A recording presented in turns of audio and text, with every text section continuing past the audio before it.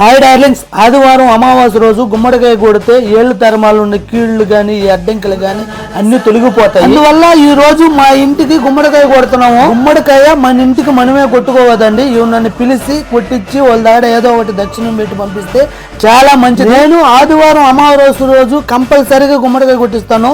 మామూలు వారాలు అమావాస్య రోజు కొట్టనో తెలియదు, కానీ ఆదివారం అమావాస్య రోజు మాత్రం చాలా ముఖ్యమైన రోజు. అది ఎప్పుడో ఒక సూరు వస్తుంది, దాన్ని కనిపెట్టుకొని ఎవరైనా తెలవకుండా ఉంటే ఆ రోజు కంపల్సరీగా కొట్టండి, చాలా మంచిలు జరుగుతాయి. కొంతమంది గుమ్మడికాయని కట్ చేసి ముందు కుంకుమ వేసి కొడతారు, అలాగా కొట్టకూడదండి. మామూలు గుమ్మడికాయ కొడితేనే శక్తి అనేది ఉంటుంది.